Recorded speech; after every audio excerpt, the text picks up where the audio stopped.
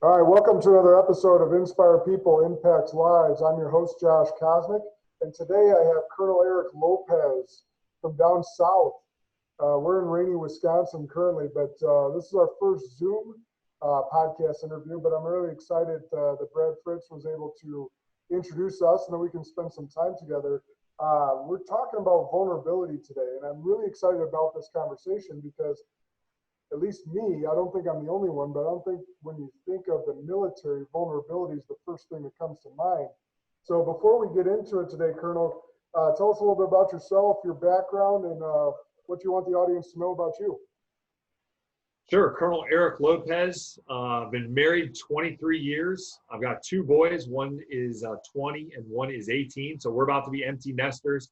Very excited about that chapter in our lives. Born and raised in New Haven, Connecticut. Grew up there in New Haven. Both my parents were music teachers. So that was part of my journey getting into the military. That's interesting. But ended up going to West Point, graduated from West Point in 1996 as an infantry officer.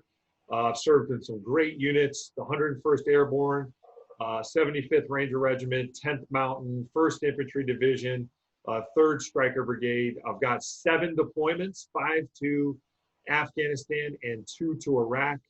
But the Army said, that wasn't hard enough. What we want you to do is command Army recruiting for the whole Midwest. So that's my current job. I'm in charge of enlisted recruiting for 16 states of the Midwest, and I actually finish up here in a couple of weeks, and we'll move on to a new job, but that's me. Wow. Well, so first and foremost, thank you for your service. And man, so yeah, you said it. So it wasn't hard enough to be deployed 7 times. Now you got to go try and recruit snot-nosed kids to come and join you in the ranks, right? Recruit America's finest, we say. America's finest. America's finest. Not snot-nosed kids. That probably it has been a very humbling job. I've absolutely loved it, but I'm a salesman. There is no doubt about it. I am in sales, and I'm selling an awesome product, which is the U.S. Army. So the chance to do that has really been an honor, to be a part of changing, so many lives and so many families' lives, and absolutely treasured every minute of it. Awesome. Well, that's great to hear. So tell us why coming from 2 parents that were music teachers, you didn't say that they served. So I'm assuming they did not serve the U.S. So why did you decide to join the military? So my dad was drafted. He was drafted. He served 2 years in Germany. And actually, he was that typical Army story that just the Army provides opportunity. And so a kid from Southern California goes to Germany, learns how to speak German, and gets involved in the 7th Army Soldiers Course. And my dad started to sing while he was in the Army, came back, used that GI Bill, went to college for free, for music, and that's why he actually went to Yale University, and I was raised in New Haven, but clearly Yale is not a military community, and my dad served when he was young, but he knew the military would be good for me. He knew I was kind of a growing as a leader in high school, so he brought me to a West Point recruiting seminar at a local high school, and I kind of fell in love with it. The real reason I joined, though, was for the challenge. I looked at some of the other schools I had gotten into, Johns Hopkins, Vanderbilt, and I was like, well, if I go there, I'm just a normal college student. If I go to West Point, I'm going to be different. I'm going to have a totally different life, a totally different challenge I'm going to have to work through, and that's ultimately why I decided to join. At West Point, it's known for its, just turning out leaders, right? That's everything I've ever heard about West Point. It is a leadership factory.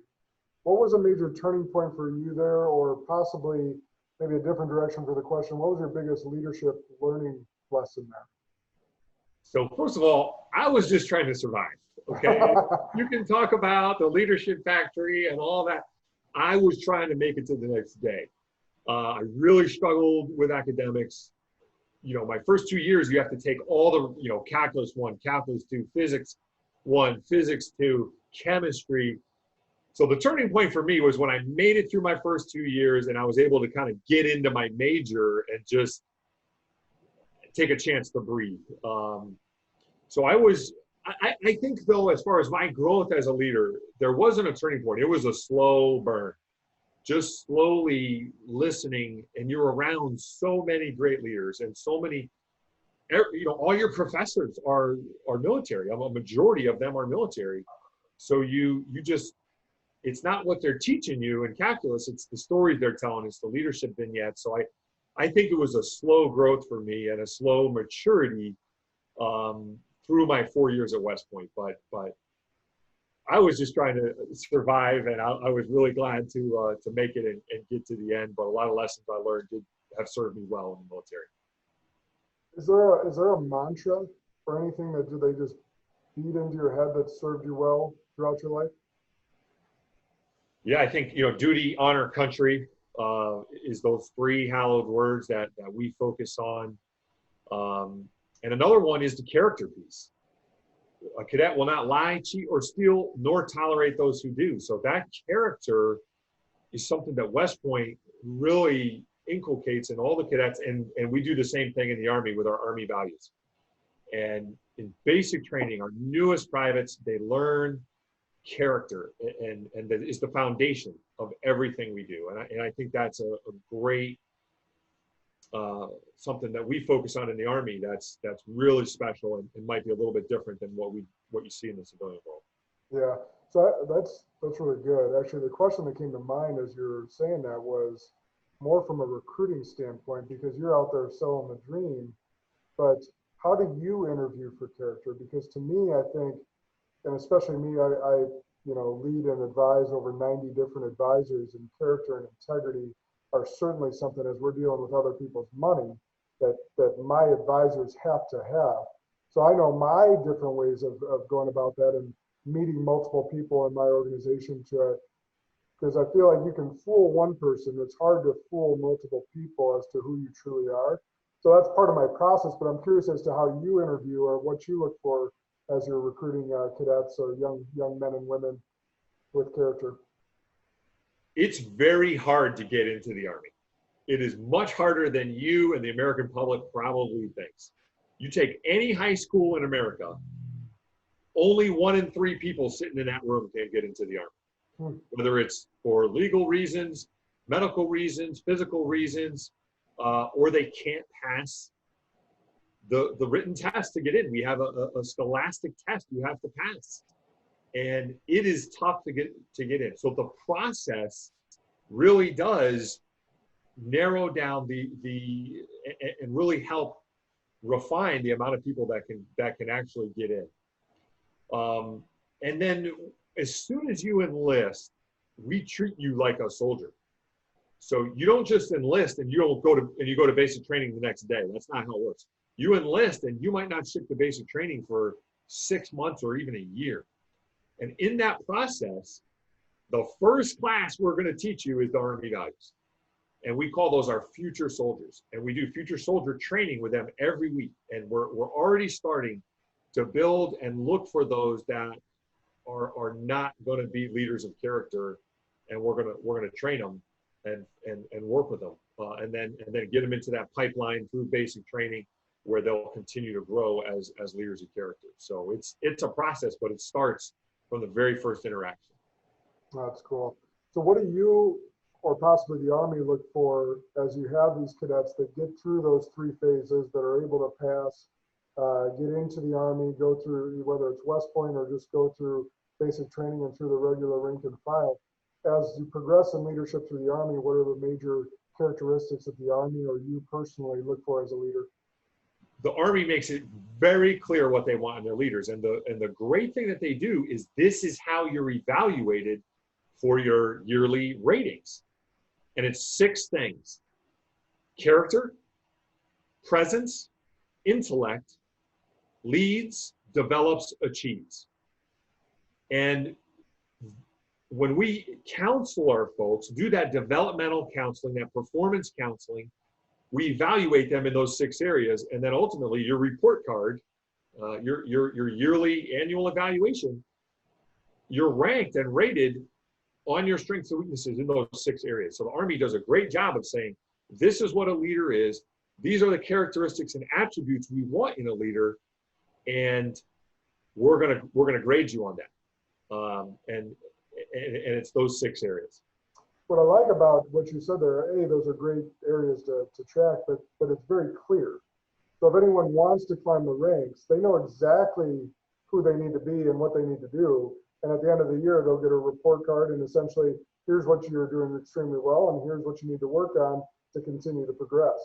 So that makes it, very obvious. And those that don't want to follow it aren't going to progress, and those that do will. And I would challenge people listening, what are your leadership attributes and competencies you want in your organization? Because if your subordinates don't know that, you're probably not giving them clear guidance about what you are looking for.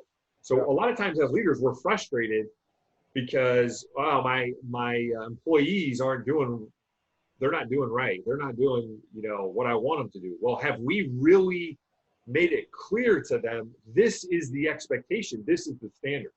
So I would challenge everybody listening, whether you're a financial advisor, businessman, government worker, whatever, for your family, for your team, what are the 3 to 5 things that you want in your leaders? And I think everybody should be a little bit different, because we're all different, our environment's different, and what we focus on is different. Army has a great example with our 6, but what are yours? Yeah, it actually made me feel a little introspective and thinking I have such a young leadership team right now. I think I need to do a better job with making it clear.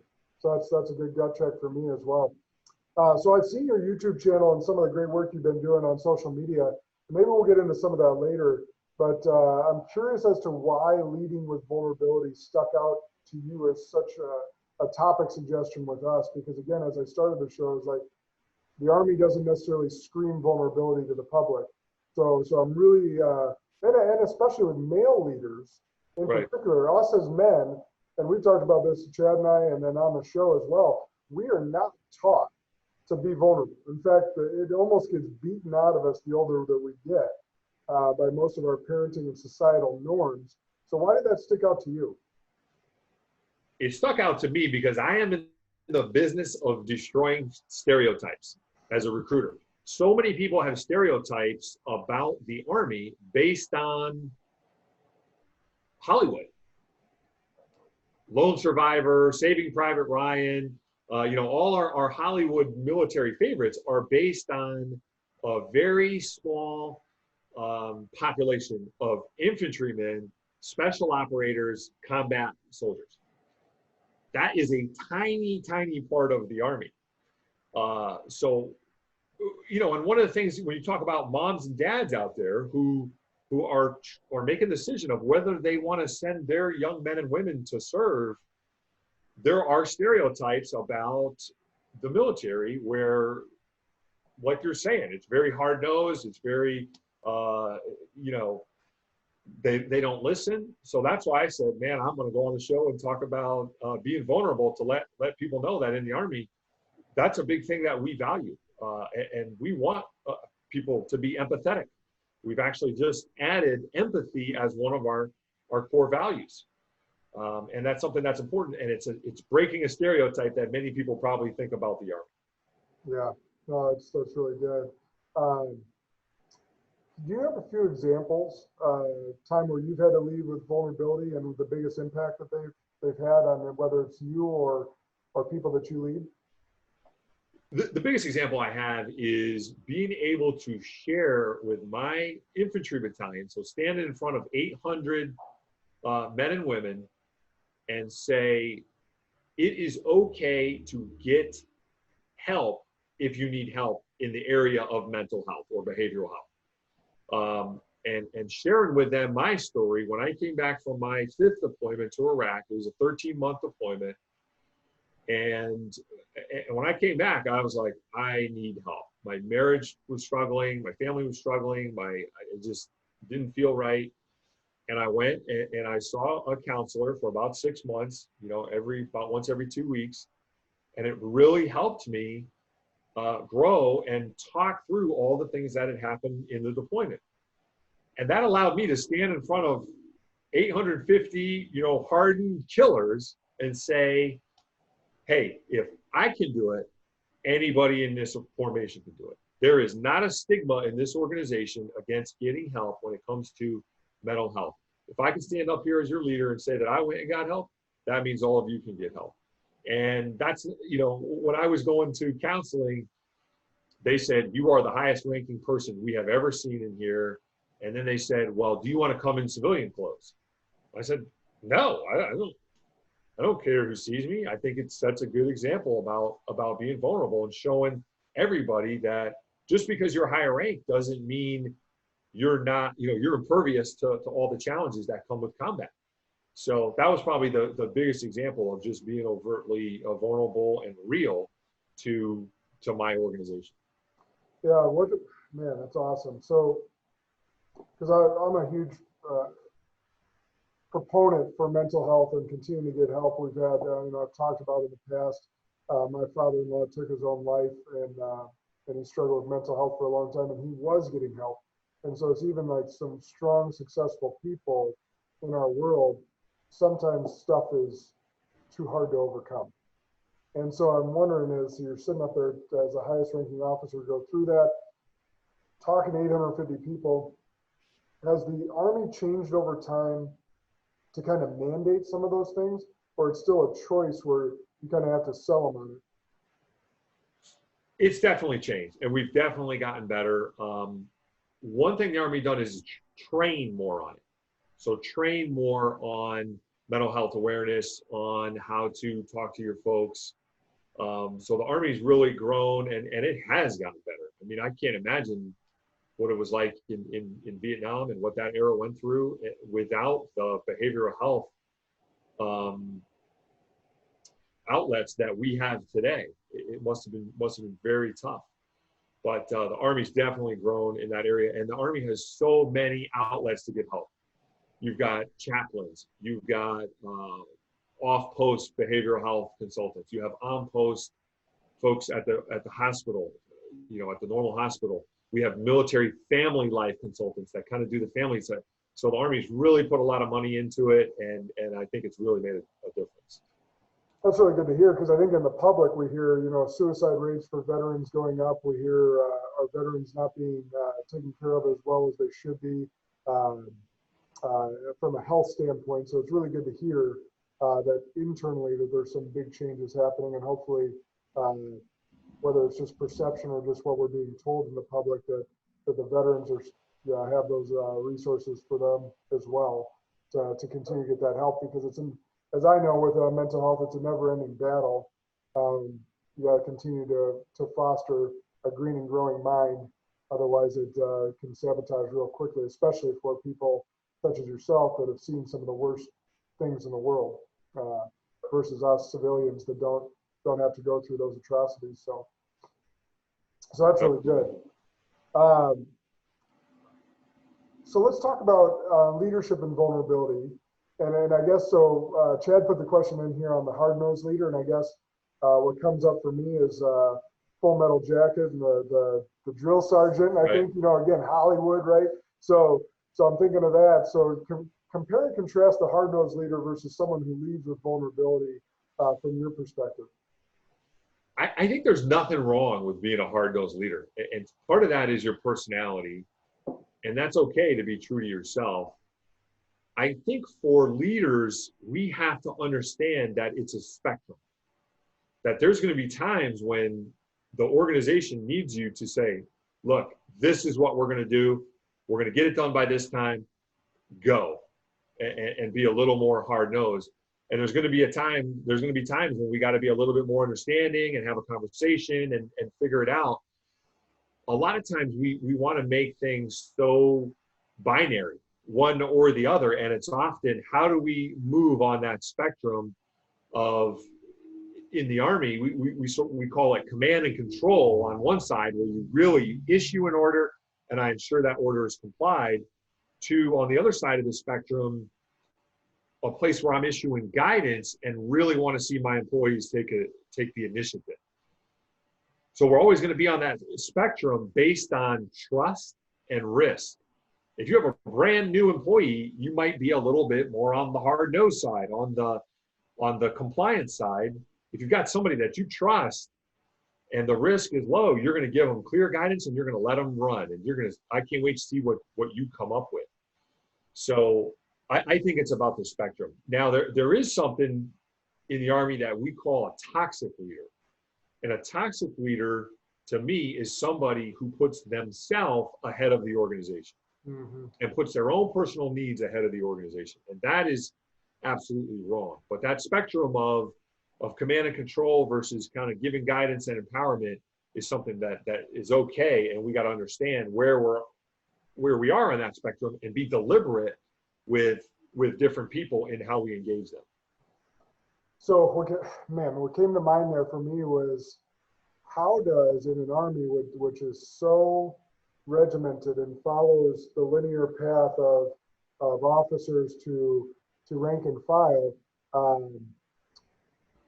how does it come for a rank and file? How many have to come forward to identify a toxic leader that's in it for themselves when they're told essentially to follow orders? And so their mindset is follow orders from this leader that might be toxic. How does that toxic leader actually get weeded out from an Army standpoint? Because I think in corporate culture, and there's some similarities that we could draw, but in the corporate culture, especially with HR and whatnot, like there's more outlets for, and also it's not as directive of a path for us to say, hey, this person's being an asshole and a bad leader. How does that work in the Army? It doesn't seem, for me, being a civilian again, that would be as easy. It'll bubble up.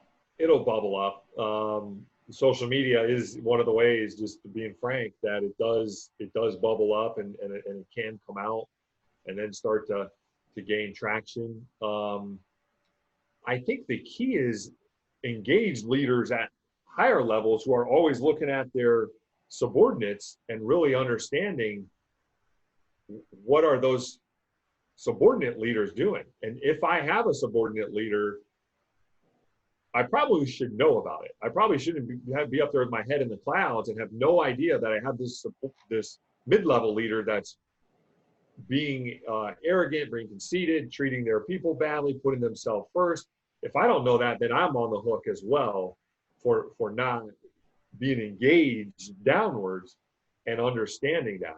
And social media is a great way to do that. It flattens the organization and makes that communication from the lowest employee to the highest CEO. You can really flatten that and open those things up. And it doesn't mean everybody who sends up a complaint on social media, their boss is going to get fired, but where there's smoke, there's fire. And if you keep seeing smoke, then you can delve into it and see what's going on. Yeah, that's really good. So I know this is probably a really tough question. Maybe it's easy because you've put it on paper, but of all your 23 years, what are the most valuable leadership lessons you've learned from the military? I think number one is lead by example. And that's a cliche that we say in the military, is a cliche that people say in the civilian world. But it really is valued and honored in the Army. If your soldiers are digging ditches, you probably need to be digging ditches. If your soldiers are in the rain and in the cold, you should not be in a covered facility. It's shared hardship. And if you're asking them to walk 12 miles with a heavy 60-pound rucksack, you better be at the front leading the way. And that is absolutely in our culture. That lead by example idea is a big part of Army culture. And it's not even something you have to really talk about. It's just, if you don't do it, you will be singled out, and very quickly you will be eliminated if you're not out there leading by example every single day. Yeah, so the do as I say, not as I do leader just doesn't work. No. Actions, it's about actions, and they definitely speak louder than words. What would be numbers 2 and 3? Maybe that's a clear-cut number 1. What are the next couple? I think another one would be the idea of being proactive and deliberate. I call it this, we have a targeting mindset, a targeting methodology in the military. And what it means is no matter what the problem is, you are going to figure out a solution and you're going to figure out how to win and overcome the problem. So one of the targeting methodologies we use is F3EA: find, fix, finish, exploit, analyze. So find, kind of refine the problem, fix the problem, finish it, exploit it, consolidate your gains, analyze it, and then do it again. And that goes for if we're hunting Al Qaeda, that goes for if we're, America has become reliant on the Army for everything.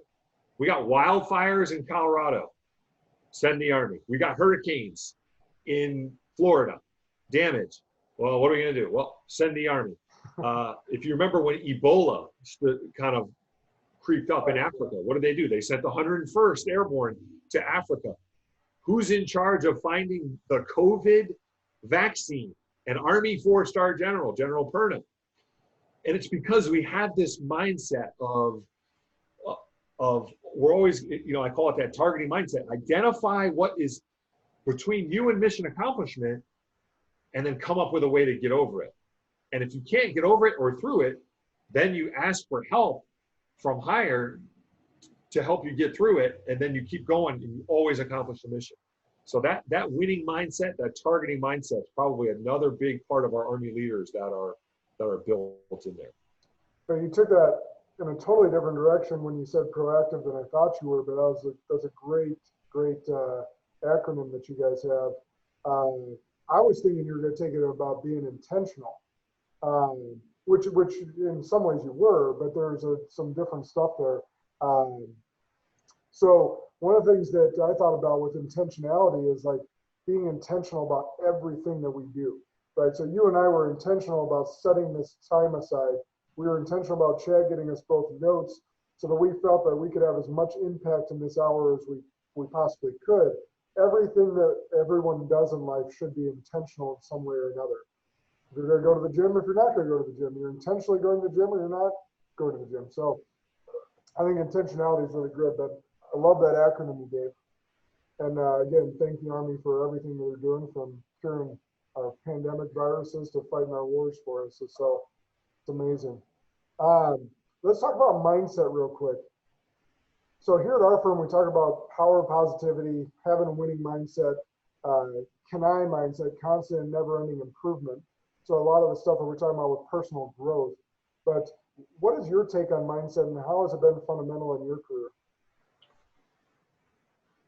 You can tell who is an Eeyore and who is, no matter what the problem is, they're gonna have a positive mindset. So I think it's incredibly powerful. So I use the word proactive. The other one is being deliberate. Anybody can sit around and react to problems all day. That's like the C level, ABC. That's like anybody can do that. But who can be deliberate about what they're doing? And it takes that visualization of always looking ahead, always visualizing the future, and then coming up with a plan to prevent any type of problems that are gonna grow, instead of just reacting. Anybody can react to problems.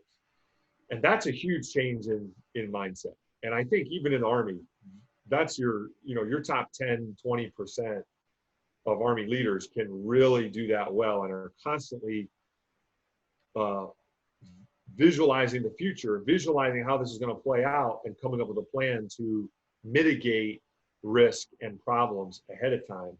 But that's where we want to get, is get to where that's becoming natural. But that's a mindset change. That's because in order to do that, you have to rise above the day-to-day fray. All of us have jobs that could pull us down into that current day-to-day fight, that day-to-day grind. But how are we going to delegate and pull ourselves up out of the fray so we can look forward. And that takes a very deliberate mindset, and very few people can really do that well. It's really good. Really good. So actually, along that same vein, what came to mind is you guys being the Army, had a popular marketing message a number of years ago called Army of One, or something of the nature of be an Army of One. And it seems to be that that's gone away, right? So has there been a shift from I to we in the Army? There has. We went from an Army of One to join the team that makes a difference. So pretty much the exact opposite, right? It's all about team. It's all about being part of something bigger. And our current campaign is "What's Your Warrior?" And it shows, if you've seen the commercial on TV, it's sort of that like, hey, we're an Avengers team. We got one person that's really strong. We got one person that's really fast. We got one person that can fly. We got one person that can control the weather.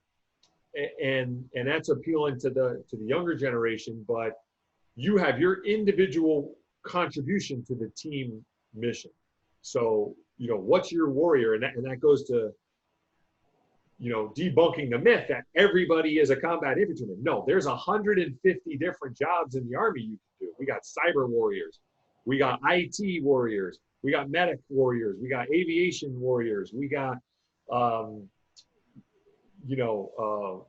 truck drivers, we got mechanics, we got all these different jobs. But what's your warrior, and how does your warrior fit into the overall team? I love it. Yeah, we talk about that as like, what's your superpower? So same concept, but we use that because everyone does have their own superpower, and it's like, how do we leverage that the most? Because then we're going to get the most value out of that person. So that's awesome. So let's fast forward. We're running out of time here on our Zoom call, but leaving a legacy. Tell me, how often do you think about legacy, especially now being 23 years in? Yeah, I think about it a lot. It really weighs, on me pretty heavy. As a Christian, what kind of a legacy am I leaving for God's kingdom? As a family man, what kind of a legacy am I leaving to my sons and to their children, hopefully. And then in the Army, I mean, the thing I'm most going to miss when I retire is being a part of the development of these younger leaders. So my tree of people that have worked for me, leaving a legacy for them that they're going to grow and surpass anything that I ever did. And they're going to be battalion commanders. They're going to be brigade commanders. They're going to be general officers. And that legacy is so important to me, and it weighs heavy on my mind, definitely. That's really good. So think about that. So weighing heavy on your mind. Who is the most impactful person that left such a legacy that you either try to talk about them as often as possible? So I heard this phrase a long time ago, and it's always stuck with me, is that we die twice. Once is our actual death, and the next time is the last time someone mentions your name. Who is the person that you try to reference as far as your legacy they left on you, and you want to continue leveraging their name? It's my grandfather, Conrad Bear. He was, and my grandmother were missionaries in China and Taiwan for 48 years. Wow. So you think about his legacy that he left. I mean, the churches he started over there, the families that he helped impact are still Christians, and their children are Christians. And so when I was growing up and I was, elementary school age, they had retired and they were back from the mission field, and they actually lived with us. So being able to spend time with him, he probably had the greatest impact on me as a leader, and left that godly heritage that I hope to leave to my children and their children. That's awesome. That's awesome. So I want to make sure we get the last couple things in, and if we get to the lightning round, we'll get to it. But what is your favorite book of all time, or most currently read, that you want to give a shout out to? Favorite book of all time is Gates of Fire by Stephen Pressfield. And that's the story of the 300 Spartans that pulled against the Persian army. And please don't mistake it for the movie 300. It's not like that at all.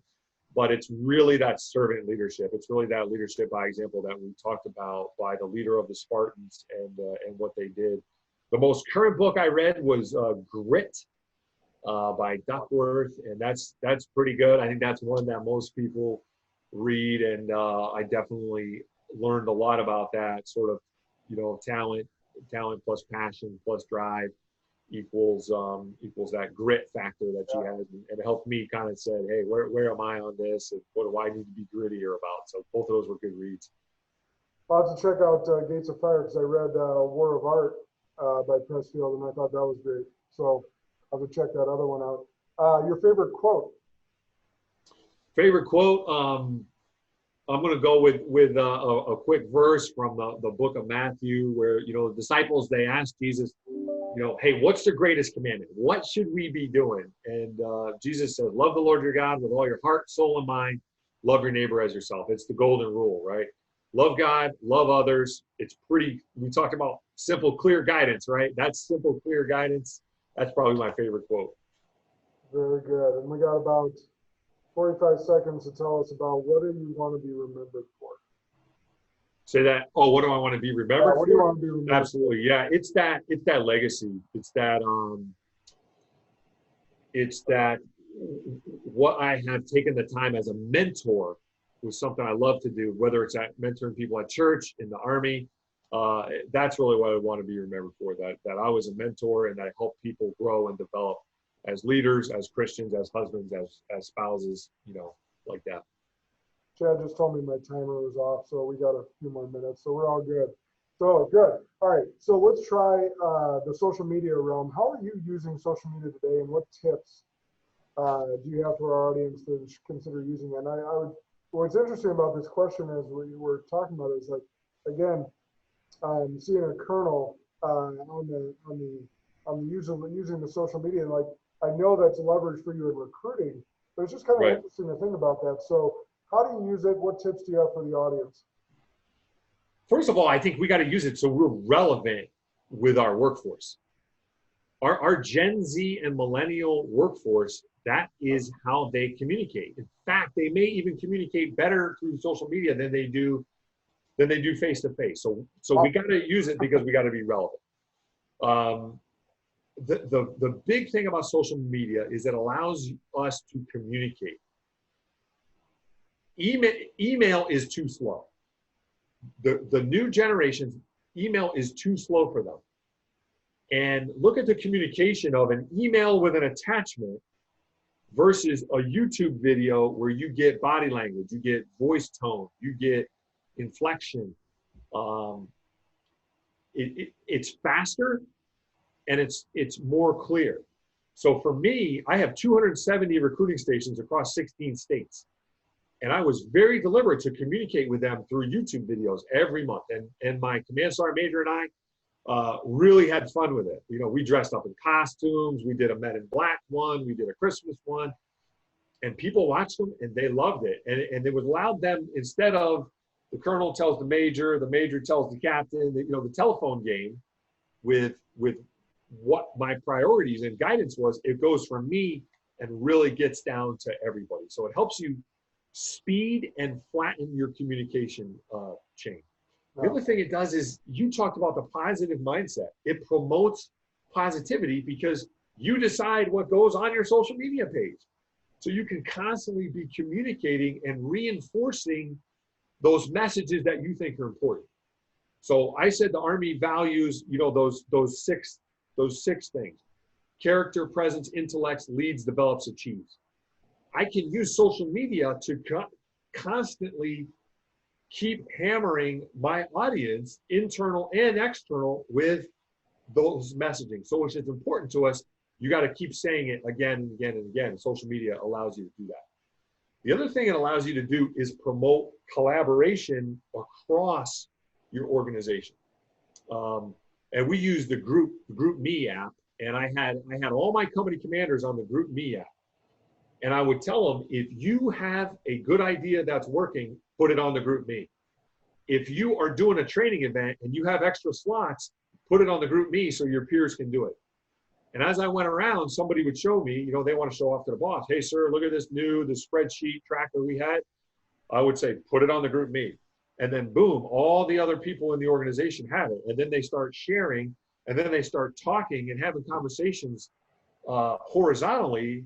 Hey, I'm struggling with this. Well, hey, I'm struggling with this too, but here's what I did. Well, here's what I did. And it promotes that collaboration. So I think social media, whether it's Facebook, Instagram, I'm a big Marco Polo user, which is a video kind of chatting app. And again, it speeds and flattens communication. So if I'm in a meeting and now I know I got to put something out to my 10 financial advisors, I go back to my office, what happens? The phone rings, secretary comes in, something else happens, and I don't end up sending that email until 2 or 3 days later. Well, how about this? Now I come out of that meeting, boom, I turn on my Marco Polo, I send a video message, press send, took me 30 seconds. Now everybody has it, and they can start reacting to it. So those are kind of the ways that I use social media: speed and flatten communication and promote collaboration across the organization. I think that's tremendous advice, whether you're in the military, business. That's awesome. And what came to mind that made me laugh as you were talking about, getting those values out is, I love the quote that when your message has been heard, when you're finally being mocked. So the leader's Absolutely. message has been heard when you're being mocked. So I can just picture some of your subordinates, copying you in a Men in Black suit, repeating, those 6 values, but that they've been heard if they're mocking you. Absolutely. Yep. Yeah, definitely. So that's good. And then, as a leader, it's, and just like my mom told me this message as a kid, because I'm the oldest of 4, I always got so mad when my little brothers or sister would copy me. And she would always tell me, well, it's the sincerest form of flattery. Right. And I'm like, that doesn't make any sense, Mom. Like, just tell me stop. Like, but no, as you grow and as you're a leader, now if they're mocking you, they heard you. Or if they're copying you in that respect, like they're actually paying you respect in that term. So that's good. All right, let's do the lightning round quick, Colonel. We're going to do the 1 words. You're going to repeat a word back or short phrase. I know you said this is going to be difficult, but I believe in you, so we're going to do it. All right. So actually, speaking of believe, first word is belief. Hard work will get results. All right. Honor.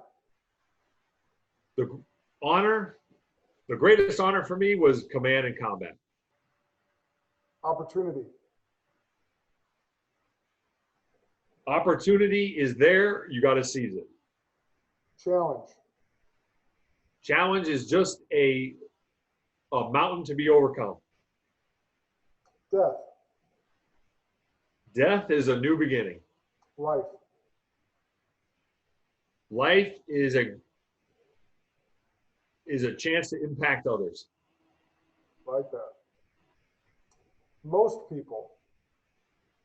Most people take the easy road. Great people. Great people choose the road less traveled.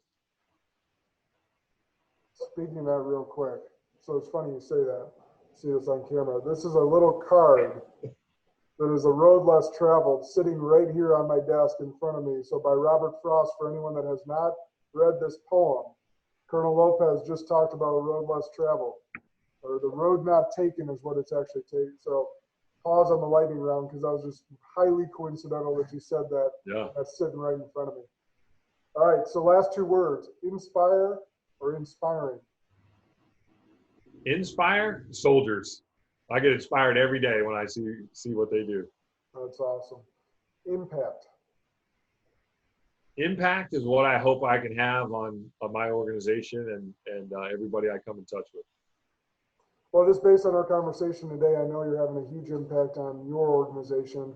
And I'm really excited for all our listeners. And Chad, you guys setting this up, because you're going to have a huge impact on all our listeners today as well, because this is an awesome conversation. You know, it's not every day you get to talk to a colonel. You've got a big responsibility. It's not every day you get to talk to a colonel that wants to talk about vulnerability. So that is awesome. So how can our audience get in touch with you or follow you? As I know you social media, other stuff. Sure. Yep. Lopez on Leadership on YouTube. Just remember LOL. Lopez on Leadership is my handle on YouTube. I'm about to launch a 5-part series on Army leadership called Mission Command. That's what we call leadership in the Army. And then Lopez on Leadership on Instagram. So same handle for both. But love to connect with anybody. If you've got questions or anything, please reach out. Well, that's awesome. So in the last couple of minutes then, what's your next step? What's your next mission? I am retiring. 1 year from now, I will exit the Army and be a civilian and go to the next chapter. Well, that is awesome. So I can't thank you enough for your service. I'll thank you on behalf of all of our listeners. I know that the Army and our country are better for your leadership. And I, for one, can't wait to see you take your talents to the civilian sector, because I think you'll have a big impact on many companies and organizations across the country. And if I can be of any help in that, let me know. Absolutely. Thanks, Josh. Thanks for the opportunity. You bet. So I'm going to end our recording. Audience, I know you got a lot out of today. Make sure you get out there this week and inspire and impact.